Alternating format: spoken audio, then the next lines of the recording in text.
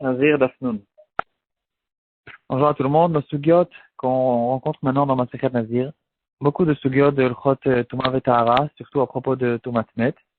Ce sera des sugyot de base dans tout le chasse quand on cherche certaines halachot, certains points qui concernent ces halachot de Toumat Met. On va ouvrir Masechet Nazir dans nos dapim, daf Memchet, Memtet, Nun, etc.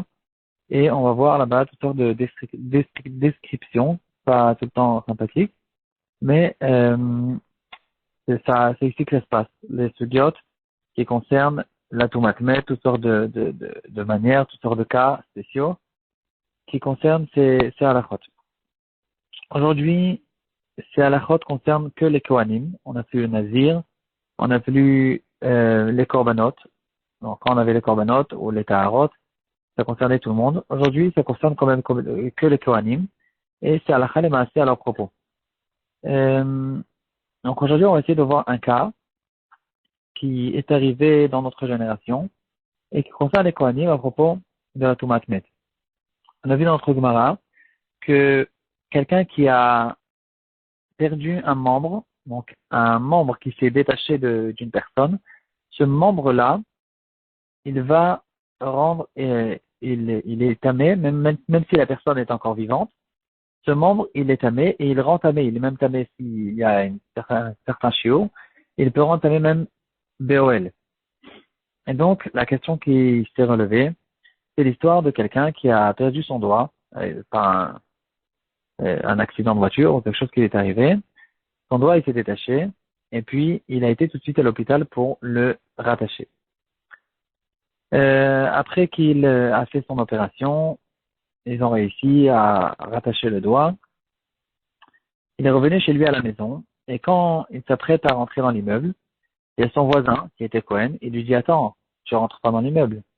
Moi je suis Cohen et ton doigt, il n'a pas encore pris, il n'a pas encore attrapé, c'est-à-dire il est pour l'instant il est que cousu. Il faut attendre quelques jours pour que on considère que ça fasse partie vraiment du corps de la personne. Et donc maintenant tu ne peux pas rentrer dans l'immeuble. Et le voisin qui dit non, c'est mon immeuble. C'est peut-être le tien aussi, mais moi j'habite ici. Et si tu as un problème avec mon doigt, tu peux toi partir et tu prends une chambre d'hôtel pour quelques jours et tu rentres pas dans l'immeuble. Et là, la question qui se pose, qui a raison? Quel voisin? Est-ce que c'est au Cohen de sortir ou bien c'est au voisin de sortir? Une grosse question qui est arrivée entre ce Cohen et son voisin qui était peut-être vivant.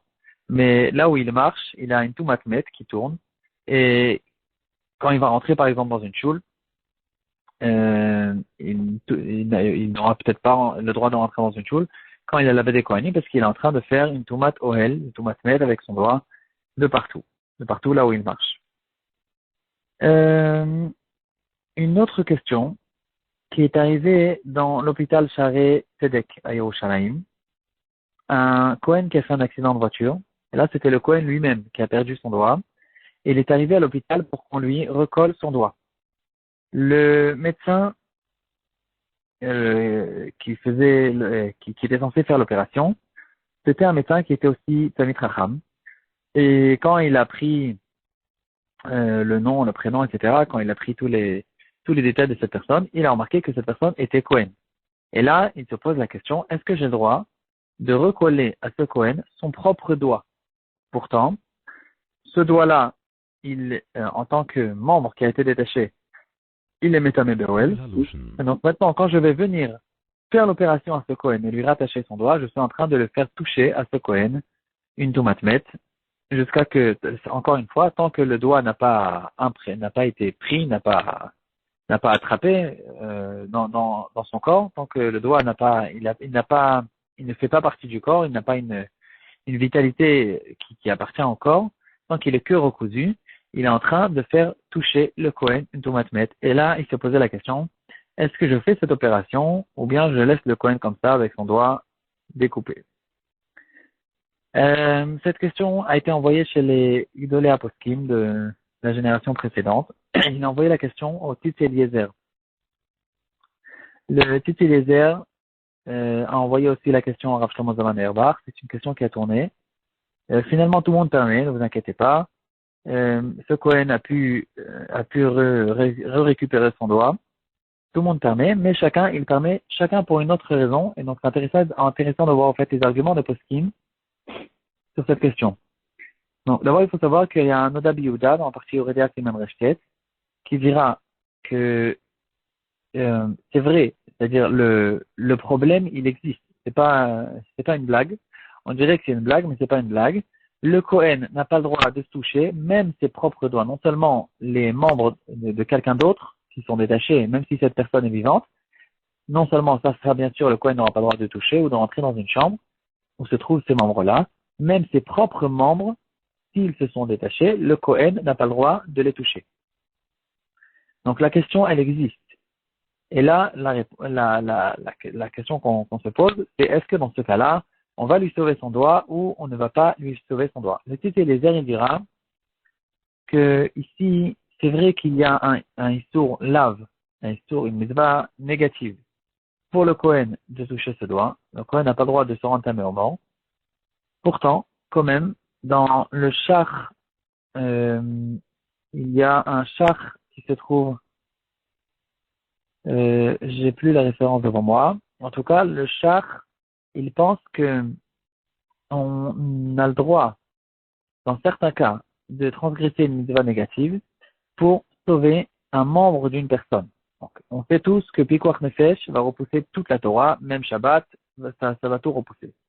Qu'est-ce qu'il en est dans un cas où c'est pas Pikuach Nefesh, mais c'est Pikuach d'un seul membre. Il y a un seul membre qui est en danger. Est-ce que on va repousser toute la Torah ou pas? Donc toute la Torah non. Mais dans certains cas, on dira qu'on va repousser un Isur Lotaase à cause de Atalat Evar. Il va ramener un char qui dira que à propos de Shabbat, on ne va pas le faire. Donc à quelqu'un qui a un membre en danger pendant Shabbat, normalement, on ne va pas être Mechalel Shabbat pour sauver qu'un membre, parce que la gravité de Shabbat nous cause que c'est que vraiment un Pekuach Nefesh qui va repousser le Shabbat, mais des autres lavim qui ne sont pas Shabbat, on va repousser pour une Sakanat Eva. Comme ça pense le Tzitz Eliezer dans le Tshuvot Vanagot de Rav Moshe Steinbourg, Shlita. Il ramène en Chelek Dal et Siman Resh Samer Talet. Il va ramener même plus que ça. Il va dire que dans un cas où ce Kohen, il est arrivé avec le doigt qui était un petit peu encore attaché, mais pour faire l'opération, on a besoin de le détacher complètement pour pouvoir le recoudre correctement. Alors, dans ce cas-là, on aura le droit de le faire. Et là, il va donner un autre argument. Il va nous dire que c'est une question de kvod abriot. On a une Gemara autre part qui dira que dans certains cas, on retrouve que kvod abriot repousse même une mitzvah lotaase. Donc ici, on a bien sûr un cas de kvod abriot.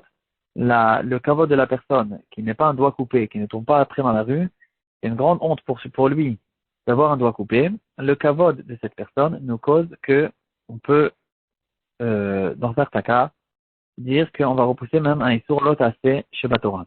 Donc bien sûr, c'est des grosses questions.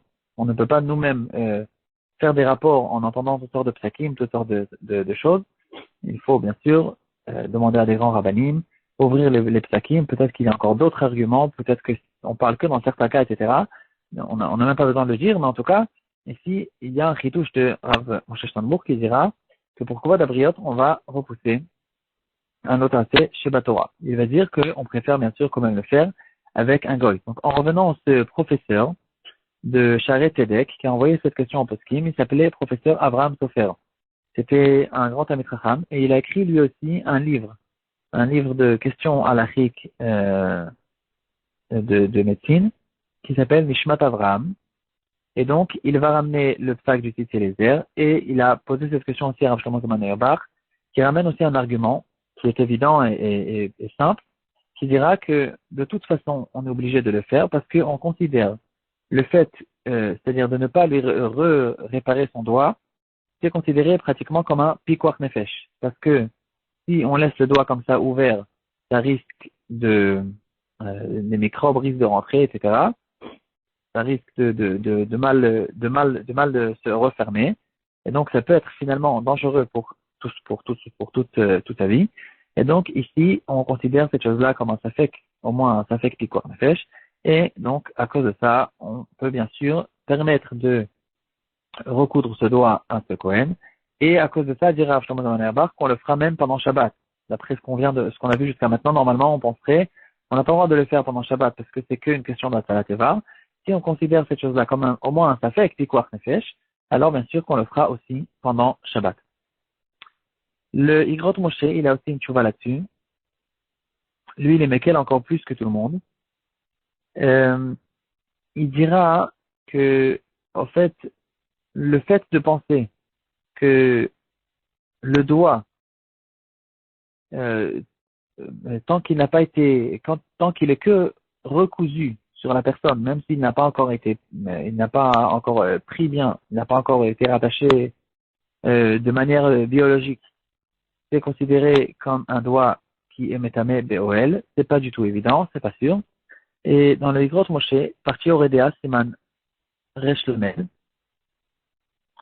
il va nous dire que c'est pas vrai, ce doigt n'est pas métamé BOL. Et donc, si c'est comme ça, tant que le doigt, même s'il a été complètement décollé, il est complètement détaché, tant que ce doigt peut, théoriquement, il y a un certain temps, c'est-à-dire si on attend trop de temps, on ne peut plus le rattacher, il va plus se rattacher. Mais si on est encore dans le temps où il peut se rattacher, ce doigt n'est pas encore considéré comme un doigt qui est mort, qui est déjà mort, et donc on ne considère pas du tout ce doigt comme quelque chose qui est métamé BOL. Et donc, si c'est comme ça, bien sûr, la question ne commence même pas, et on peut prendre ce Kohen et lui rattacher son doigt. Et donc, à cause de ça, dira le Grand Moshe, même plus que ça, non seulement si le blessé, il est Kohen, qu'on aura le droit de le faire, mais même si le médecin, il est Kohen, dans ce cas-là, on aurait pu dire, cherche un autre médecin, si on peut trouver un autre médecin, etc. On permettra à ce médecin de faire cette opération, parce que ce doigt n'est pas du tout métamé BOL. Si on dit maintenant comme le Grot Moshe, on peut revenir à la première question qu'on a vue, à propos de cette personne qui essaye de rentrer chez lui à la maison pour se reposer de l'opération qu'il a passée, et son voisin, le Kohen, qui le bloque en lui disant tu rentres pas dans l'immeuble. Si on dit maintenant comme le Grot Moshe, apparemment, on pourra dire que tout le monde peut être content, lui, il peut revenir chez lui à la maison, et le Kohen, il peut revenir chez lui dans l'immeuble, parce que ce doigt n'est pas métamé BOL, même si il est que cousu pour l'instant, il n'est pas complètement recollé. Tant que, puisqu'ils ont fait cette opération, on sait que ce doigt, il va finir par être recollé complètement. On ne dit pas que pendant ces quelques jours, ce doigt, il est complètement métamé BOL, et donc ils peuvent revenir chacun chez lui à la maison. Il n'a pas besoin de lever un téléphone, de téléphoner à son voisin, le Kohen, pour lui dire attention, je rentre dans l'immeuble, tu sors, tu rentres, tu fermes ta porte, etc., pour ne pas que la touma elle passe. Normalement, c'est des choses qu'il faut vérifier à l'intérieur, chaque tchouva, voir quels sont les arguments exactement, mais on dirait qu'on peut permettre, même au Kohen et à son voisin, de rester ensemble dans le même immeuble.